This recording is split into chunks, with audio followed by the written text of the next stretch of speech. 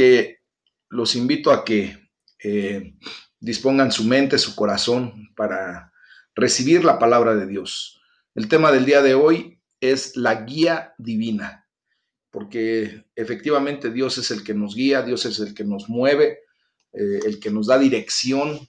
Desde que nosotros decidimos seguir a nuestro Señor Jesucristo, a partir de ese momento, pues Dios ha tomado provisión y previsión para guiarnos divinamente, ¿verdad? Quiero hacer el comentario de que Dios nos diseñó, te diseñó. Voy a hablar a título personal para que hagas esta palabra tuya. Dios te diseñó teniendo un propósito en su mente. Dios te ama y tiene un destino específico, único y glorioso para ti, y Él es el que promete guiarte. El propósito de Dios para ti es mucho más grande que cualquiera de tus más terribles fallos. Yo en lo personal he cometido pues gran cantidad de errores a lo largo de mi vida, mis amados, pero Dios no ha dejado de guiarme. Y si tú estás en el mismo entendido que yo, seguro es que tú también puedes reconocer que has cometido una cantidad de errores en tu vida, pero Dios no va a dejar de guiarte aún por el más crítico de esos errores. Ustedes ya conocen la tecnología que últimamente estamos utilizando, que se llama sistema de posición global o GPS. Y cuando nosotros nos disponemos a ir a algún lugar actualmente, ¿verdad? Ya hasta ni preguntamos la dirección, solamente le decimos, mándame tu ubicación, y nosotros hábilmente ponemos en el teléfono, en el dispositivo que traigamos, justamente con ese programa de GPS, le damos la ubicación a la que queremos llegar y él se encarga de hacer cálculos, ¿verdad? A través de unos procesos logarítmicos y algorítmicos, empieza a hacer una serie de cálculos y posiciona la dirección a la que vamos a llegar. Y nos avanzamos, empezamos esa ruta, y cuando hacemos desgraciadamente o fallidamente un giro equivocado, cuando le damos vuelta antes de lo que el GPS nos indica, pues simplemente recalcula nuestra ruta y empieza otra vez a reorganizarnos para llevarnos nuevamente por la ruta que debe de ser. Y no sé si han dado cuenta que la voz de la españolita es persistente, no se rinde, ¿verdad? Hasta que alcanzamos nuestro destino. Te dice vuelta a la derecha, y si te vuelves a pasar o te vuelve a faltar, vuelve a recalcular y te vuelve a llevar hasta el destino.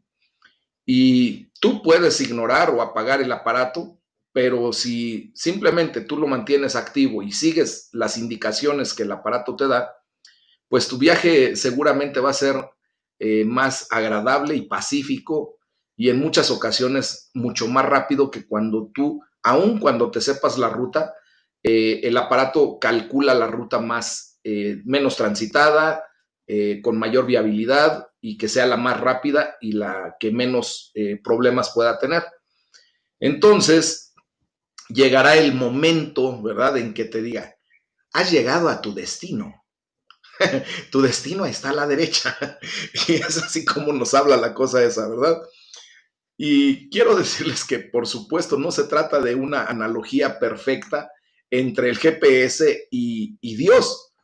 Dios no es una máquina, ¿verdad? Sino que es una persona que está con nosotros en el camino.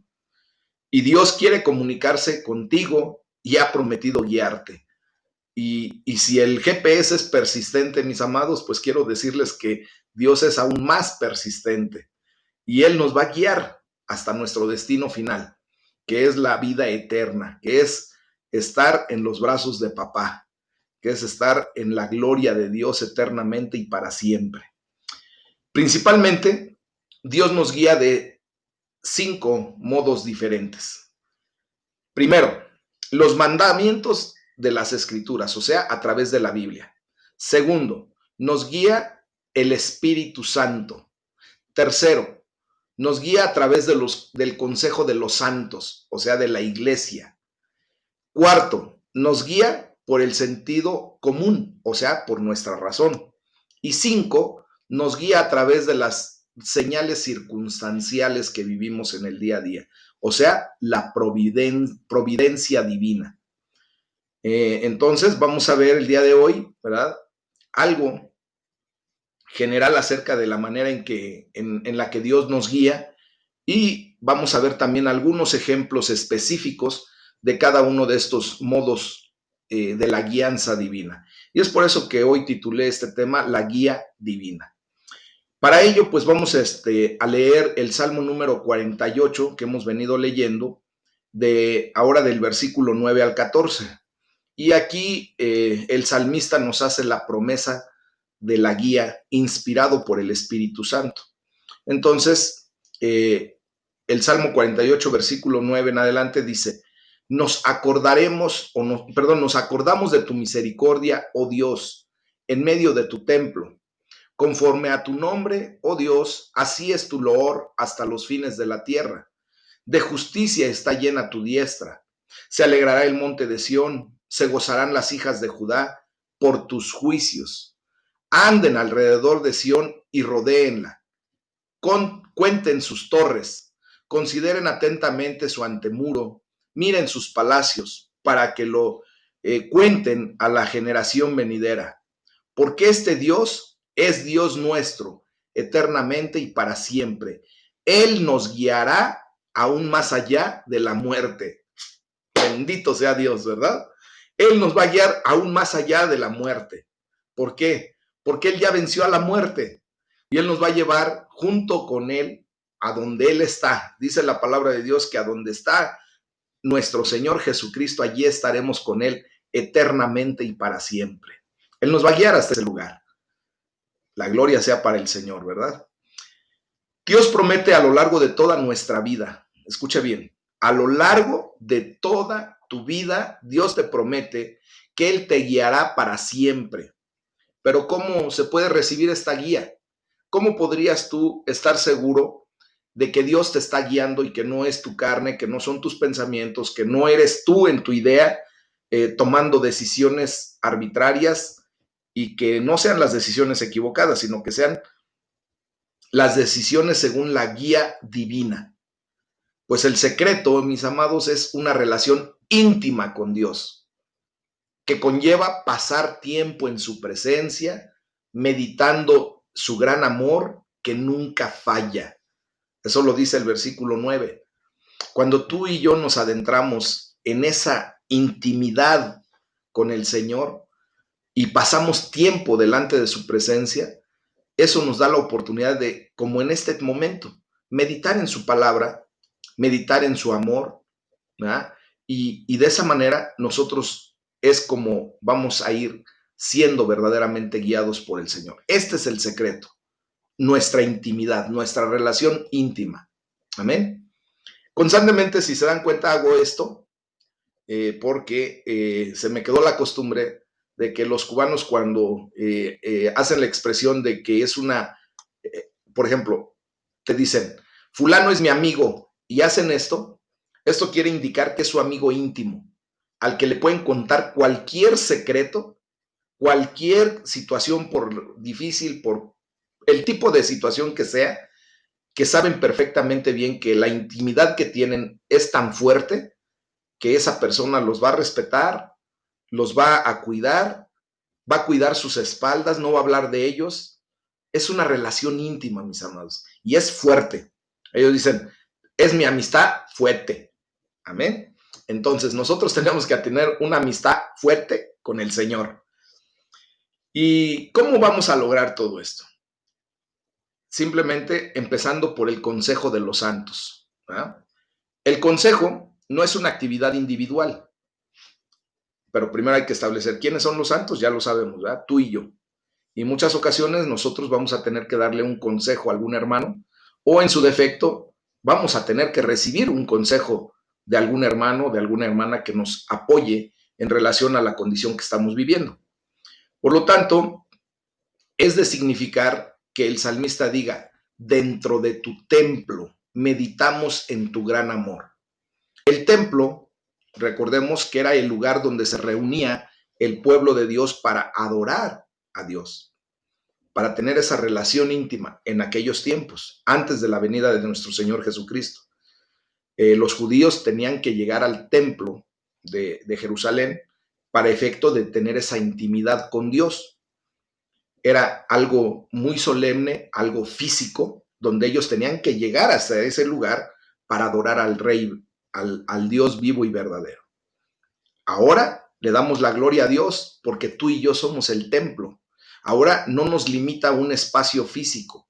No tenemos la necesidad, como los judíos tenían esa necesidad de viajar por lo menos una vez al año a Jerusalén para efecto de adoración.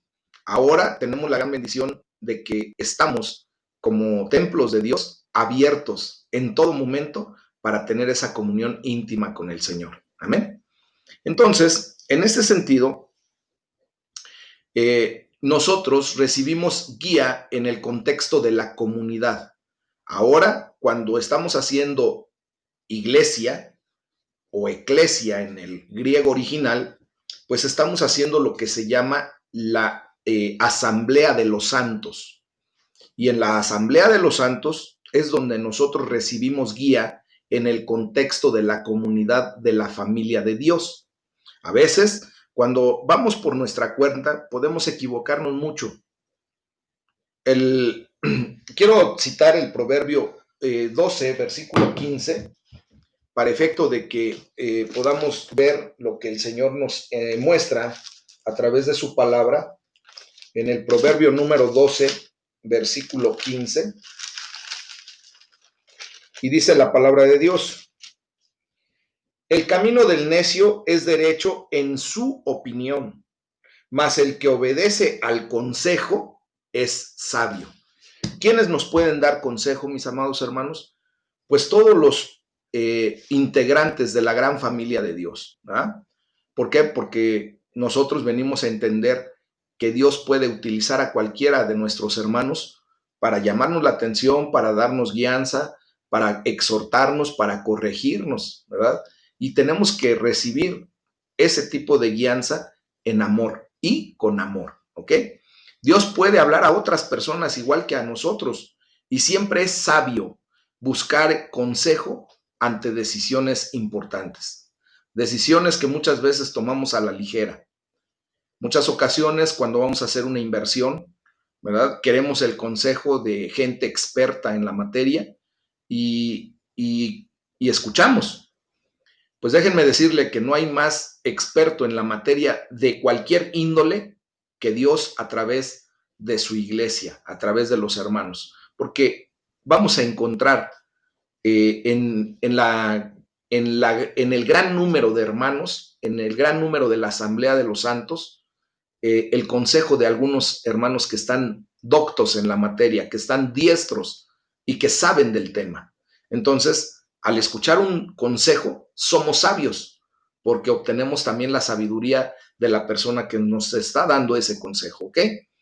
Entonces hay que darle gracias a Dios por la promesa de ser Él nuestra guía primaria y de que nos guiará en el contexto de la comunidad de su pueblo. Amén. Entonces, tengamos a bien, mis amados, acercarnos a los hermanos. Como les he reiterado en muchas ocasiones, personalmente estoy a sus órdenes en cualquier momento. Saben que mi teléfono está abierto en todo momento y que cuando tenemos la oportunidad de vernos físicamente, también estoy a sus órdenes, dispuesto a escucharles y con la ayuda del Espíritu Santo y la palabra de Dios poder darles un consejo que enriquezca su condición y les haga crecer, les haga tomar decisiones correctas en el camino del Señor. Esto nos lleva a Lucas capítulo 19 del versículo 45 al capítulo 20 versículo 26. Y aquí nos va a dar un modelo de guía. Y vamos a ver, ¿verdad?, lo que la palabra de Dios nos dice. Vamos entonces a Lucas 19 y 20. Dice la palabra de Dios: y entrando Jesús en el templo, comenzó a echar fuera a todos los que vendían y compraban en él, diciéndoles: escrito está, mi casa es casa de oración, mas ustedes la han hecho cueva de ladrones. y enseñaba cada día en el templo, pero los principales sacerdotes, los escribas y los principales del pueblo procuraban matarle, y no hallaban nada que pudieran hacerle porque todo el pueblo estaba suspenso oyéndole. Capítulo 20. Sucedió un día que enseñando Jesús al pueblo en el templo y anunciando el evangelio, llegaron los principales sacerdotes y los escribas con los ancianos y le hablaron diciendo: dinos, ¿con qué autoridad haces estas cosas? ¿O quién es el que te ha dado esta autoridad? Respondiendo Jesús les dijo: les haré yo también una pregunta, y respóndanme. ¿El bautismo de Juan era del cielo o de los hombres? Entonces ellos discutían entre sí, diciendo: si decimos del cielo, dirá, ¿por qué pues no le creyeron? Y si decimos de los hombres, todo el pueblo nos apedreará, porque están persuadidos de que Juan era profeta. Y respondieron que no sabían de dónde fuese. Entonces Jesús les dijo: yo tampoco les diré con qué autoridad hago estas cosas. Comenzó luego a decir al pueblo esta parábola. Fíjense bien. Un hombre plantó una viña, la arrendó a labradores y se ausentó por mucho tiempo. Y a su tiempo envió un siervo a los labradores para que le diesen del fruto de la viña. Pero los labradores le golpearon y le enviaron con las manos vacías. Volvió a enviar a otro siervo, mas ellos, a este también golpeándolo y afrentado, dice, le enviaron con las manos vacías. Volvió a enviar un tercer siervo, mas ellos también a este echaron fuera herido. Entonces el señor de la villa dijo: ¿qué haré? Enviaré a mi hijo amado. Quizá cuando le vean a él le tendrán respeto. Mas los labradores al verle discutían entre sí diciendo: este es el heredero, vengan, matémosle, para que la heredad sea nuestra. Y le echaron fuera de la viña y le mataron. ¿Qué pues les hará el señor de la viña? Vendrá y destruirá a estos labradores y dará su viña a otro. Cuando ellos oyeron esto, dijeron: Dios nos libre. Pero Jesús mirándolos dijo: ¿qué pues es lo que está escrito? ¿La piedra que desecharon los edificadores ha venido a ser cabeza del ángulo? Todo el que cayere sobre aquella piedra será quebrantado, mas sobre quien ella cayere le desmenuzará. Procuraban los principales sacerdotes y los escribas echarle mano en aquella hora, porque comprendieron que contra ellos había dicho esta parábola, pero temieron al pueblo. Y echándole, enviaron espías que se simulasen justos, a fin de sorprenderle en alguna palabra para entregarle al poder y autoridad del gobernador. Y le preguntaron diciendo: Maestro, sabemos que dices y enseñas rectamente, y que no haces acepción de persona, sino que enseñas el camino de Dios con verdad. Y le hacen una pregunta: ¿nos es lícito dar tributo a César o no? Mas él, comprendiendo la astucia de ellos, les dijo: ¿por qué me tientan? Muéstrenme la moneda. Y les pregunta: ¿de quién tiene la imagen y la inscripción? Y respondiendo ellos dijeron: de César. Entonces les dijo: pues den al César lo que es de César y a Dios lo que es de Dios. Y no pudieron sorprenderle en palabra alguna delante del pueblo, sino que maravillados de su respuesta, callaron. La palabra de Dios ahora es la que nos va a dar la guianza divina. Ese es el modelo que nos da la guía. Igual que todas las demás áreas de nuestra vida, mis amados, Jesús es nuestro modelo de cómo ser guiados por Dios. Vivir bajo la guía de Dios no nos lleva a una vida libre de problemas. Acuérdense, el Señor Jesucristo dijo: en el mundo tendrán aflicción, pero no teman, yo ya vencí al mundo. De hecho, Jesús sufrió el constante ataque de la policía religiosa, de esas personas que se decían saber mucho de la ley. Y en aquel tiempo, ¿verdad? Él no trató de evitar la controversia quitándose de en medio de ellos. No evitó la confrontación. De hecho, fue muy directo y es lo que nos enseña en esta noche. Esa es la guía que nos da. Hay que ser directos, ¿verdad? Cuando el enemigo se quiere levantar en contra nuestra para ponerlo en su lugar como debe. Fíjense bien que de hecho en la parábola de los labradores, Jesús muestra que los siervos de Dios pueden esperar que vengan las dificultades. ¿Qué le pasó a cada uno de los siervos?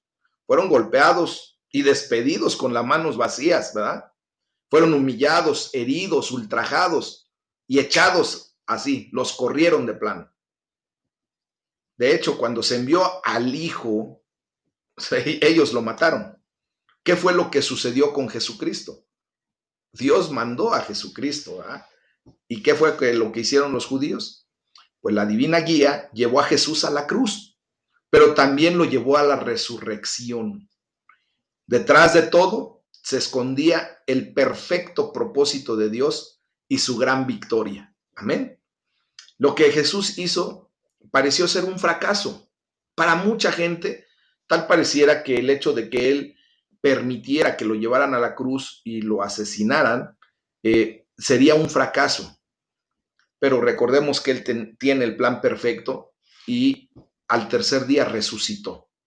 De hecho, el apóstol Pedro, ¿verdad? Le dice, Señor, no te pase tal cosa.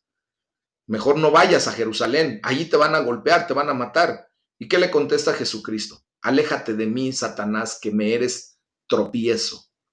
¿Por qué? Porque Jesucristo vino a cumplir un propósito, un objetivo claro.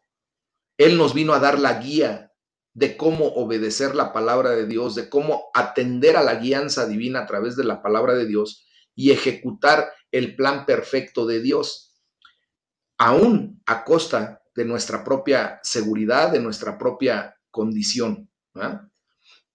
Entonces, el punto es de que mucha gente lo consideró como un fracaso, pero Jesús logró más con su vida, con su muerte y con su resurrección, logró más que ninguna otra persona en la historia de la humanidad.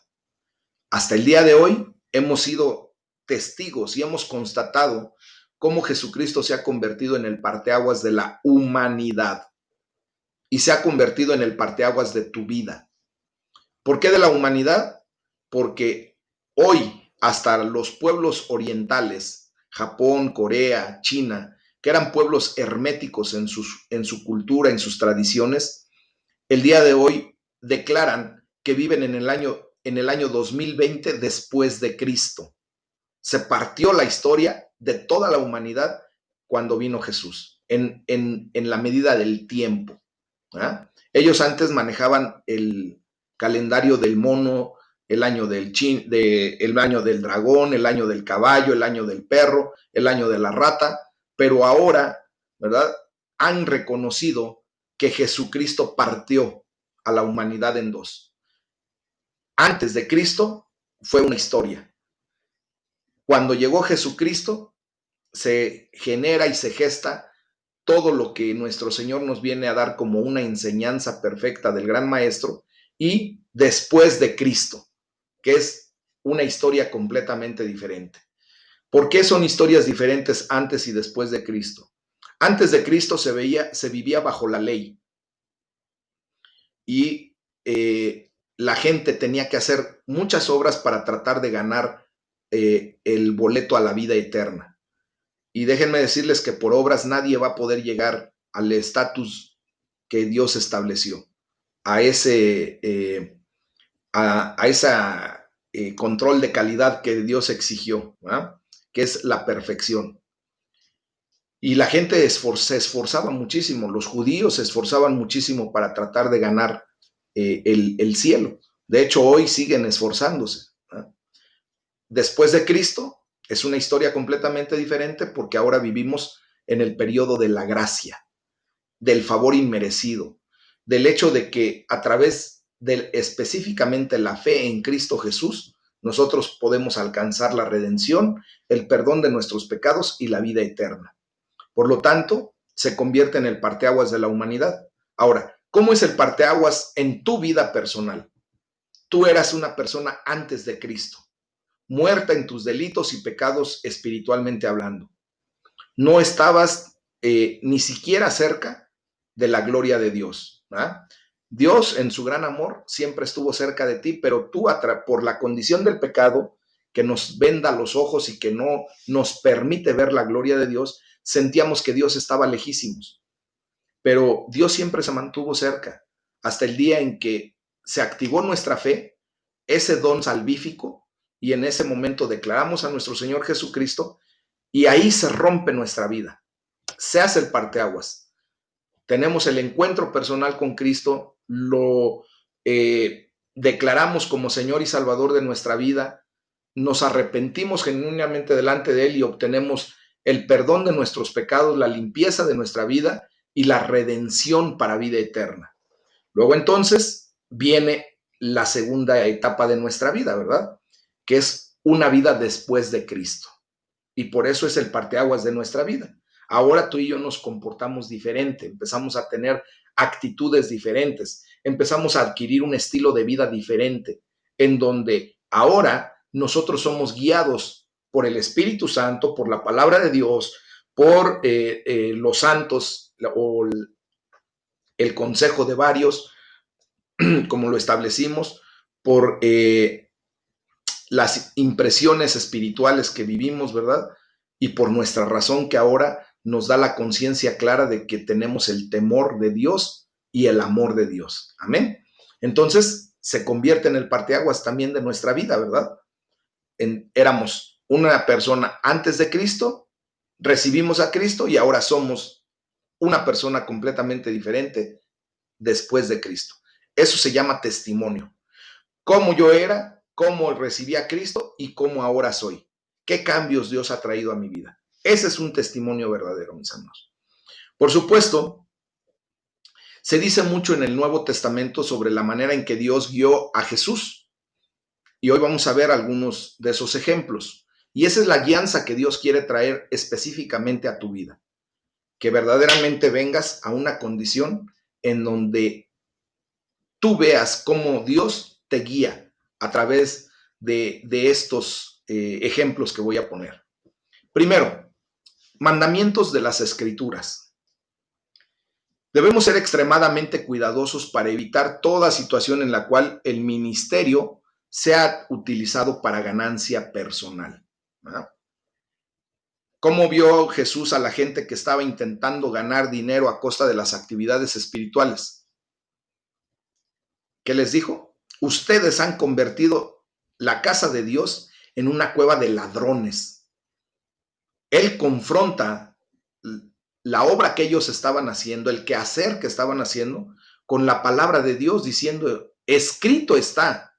O sea, de esta manera, ¿verdad? Tenemos los mandamientos de las Escrituras para direccionar nuestra vida. Dice, escrito está, mi casa será casa de oración, pero ustedes la han convertido en cueva de ladrones. La comprensión de la voluntad de Dios que tenía Jesús provino del cuidado que tuvo él en el estudio de las Escrituras. De hecho, pues él se la sabe de memoria, si me lo permiten decirlo de esa manera, ¿no? Pero ahora quiere que tú y yo aprendamos exactamente eso. Tener un cuidadoso estudio de las Escrituras, ¿para qué? Para aprendérnosla. Muchas veces necesitamos memorizar algunos textos para que de esa manera la guianza que nos ofrece Dios y que nos da Dios a través de las Escrituras la tengamos presente en todo momento. Amén. Esta es la manera principal en la que Dios nos guía a todos, a través de su palabra. Por eso dejó este bendito libro, ¿verdad? En donde Él revela la guianza que nos ha dado para el propósito perfecto que Él tiene para nuestras vidas.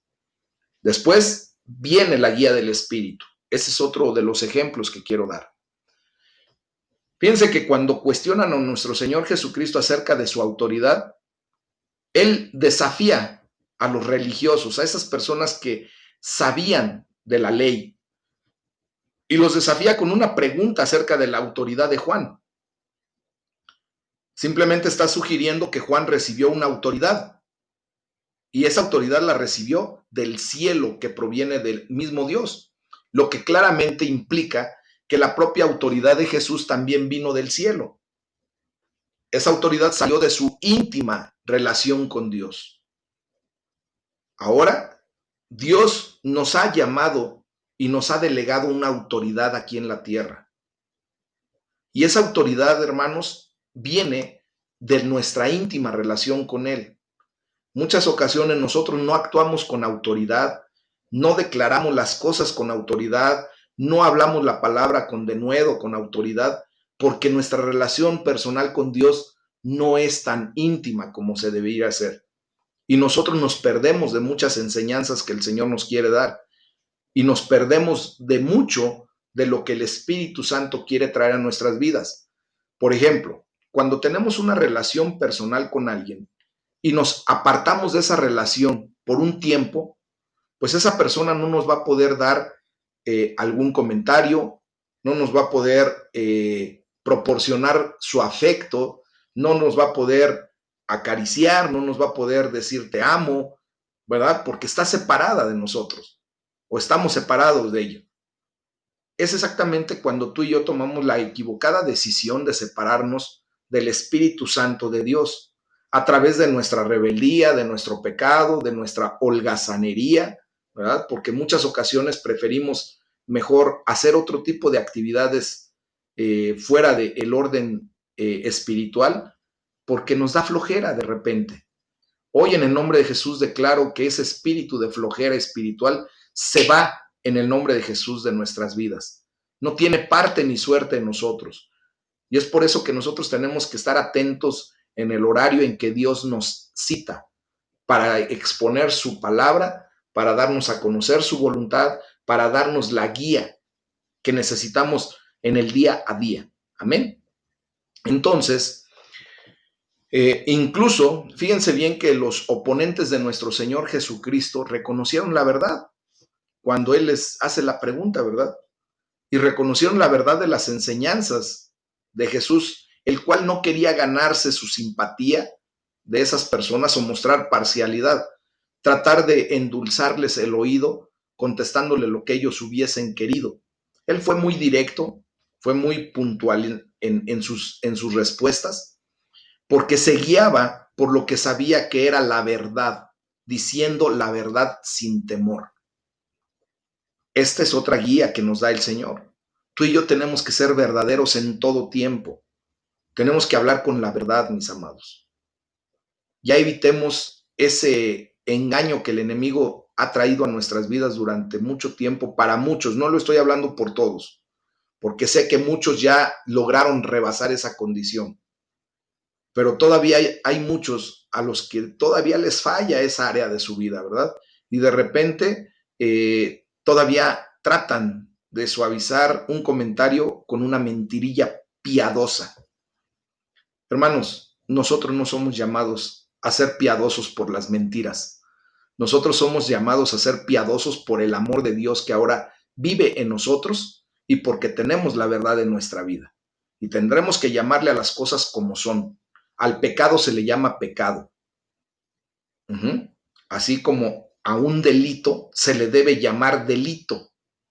Una persona cuando comete un delito, muchas ocasiones quiere suavizar el contexto de la situación diciendo, es que cometí un error. No, hay que llamarle las cosas como son. Un error es cuando yo, desgraciadamente, estoy haciendo una multiplicación y me equivoco y pongo 6 por 6, 35, porque me falló el dedito. Ahí sí cometí un error. Pero si yo voy y mato a una persona, no cometí un error, cometí un delito. Si yo le robo a una persona, no cometí un error. Ay, perdón, me equivoqué.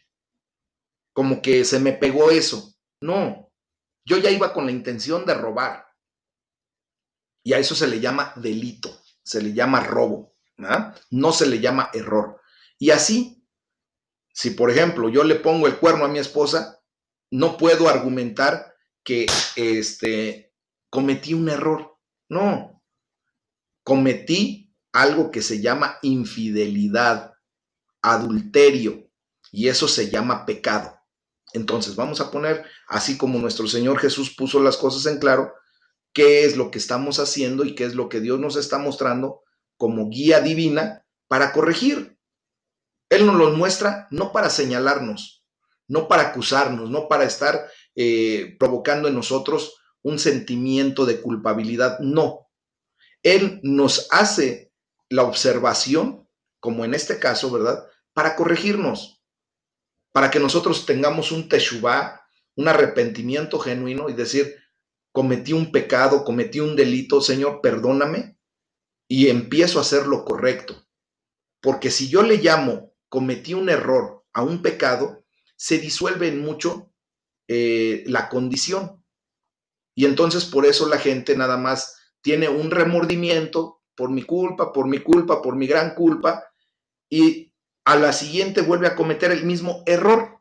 Y otra vez por mi culpa, por mi culpa, por mi culpa, y otra vez vuelve a cometer el mismo error. Y son remordimientos que no lo llevan a sentir el verdadero dolor que sintió la persona a la que le robó, no lo lleva a sentir el verdadero sentimiento que le provocó a la pareja que le puso el cuerno, a la persona que le fue infiel, y entonces puede seguir haciéndolo como yo lo hacía, ¿verdad? Como yo antes de llegar a Cristo, para mí era muy fácil decir, ay, se me chispoteó. Estuve con la esposa de fulano, pero fue un error, se me chispoteó. No, no es así. Yo estaba cometiendo un delito, yo estaba cometiendo un pecado, y en ese sentido tengo que corregir. Hoy, gracias a Dios, el Señor ya me liberó, ¿verdad? Y aún así yo tengo que estar siempre orando a Dios porque Dios me permita un día a la vez salir en victoria, porque esa es mi concupiscencia. Pero ahora, en el nombre de Jesús, soy libre de esa condición. Ya le puedo decir, no quiero más de ese pecado y ser libre, ¿verdad? Esa es la guianza divina. Jesús pone en cuestión la premisa que hay tras la pregunta que ellos le hicieron. ¿A qué poder terrenal debemos dar nuestra lealtad primordial? Cuando le preguntan, ¿es lícito que le paguemos impuestos al César? Y él mismo lo explica, ¿verdad? La cuestión clave es que si damos a Dios la lealtad primordial que le debemos, si nos contamos entre los ciudadanos de su reino antes que entre los ciudadanos de cualquier ciudadanía terrenal, debemos dar al César lo que es del César y a Dios lo que es de Dios. Y es por eso que la gente se quedaba atónita, estupefacta, ¿verdad? Ante las respuestas que Jesucristo daba, y hasta enmudecían porque ya no tenían qué decir. Lucas nos cuenta que Jesús era llevado por el Espíritu Santo, o sea, guiado por el Espíritu Santo. Presumiblemente fue el Espíritu Santo quien dio a Jesús la respuesta que usó. Recordemos que todo lo que está escrito en la palabra de Dios fue inspiración divina, dada por el Espíritu Santo. Por lo tanto, podemos argumentar que hasta las respuestas que nuestro Señor Jesucristo daba estaban guiadas por el Espíritu Santo. A medida que Jesús caminó en una relación íntima con Dios, ¿verdad? También dice la palabra de Dios que él estudiaba las Escrituras y enseñaba la verdad, el Espíritu de verdad, el Espíritu Santo, ¿verdad? Así como lo dice Juan 15:26, influyó propiamente en él palabras de extraordinaria sabiduría. Entonces, ¿qué tenemos que hacer nosotros? Pedirle al Padre, ¿verdad?, que nos ayude a seguir el ejemplo de nuestro Señor Jesucristo, a estar cerca de Él, escuchar su voz cuando leemos la Biblia. Ya quedamos en devocionales pasados que la Biblia, la palabra de Dios es Vox Dei, o sea, la voz de Dios. Aquí anda un mosquito que dura y dale, ¿verdad? Y debemos pedirle que nos ayude a escuchar su voz a través de la palabra y que siempre estemos deseosos, ávidos por buscar la guianza del Espíritu Santo, amados. Entonces, esto nos llevará a bendición. Esto nos va a llevar a una gran bendición, mis amados.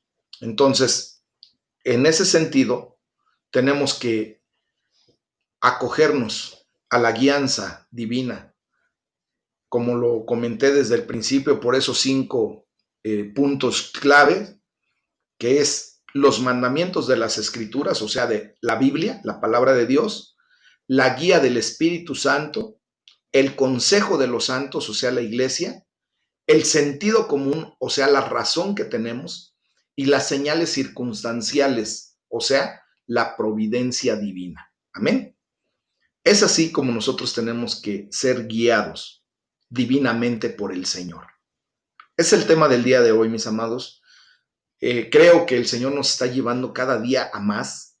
Cada día el Señor se está mostrando con una pasión, con una misericordia por nuestras vidas, con una enseñanza plena que nos está llevando a crecimiento espiritual.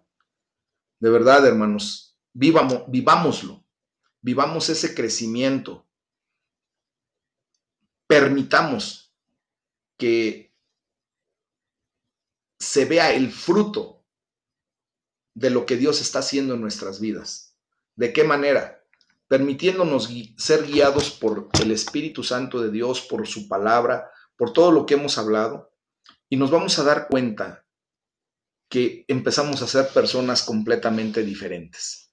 Personas que tienen valores que nos hacen valer, que tenemos ahora una dirección, una meta hacia dónde ir, un destino que el Señor ha provisto para nosotros, que tenemos la vida eterna, mis amados, y que ahora tenemos la gran dicha y la bendición de poder vivir esa vida eterna desde ya, desde ahora y para siempre.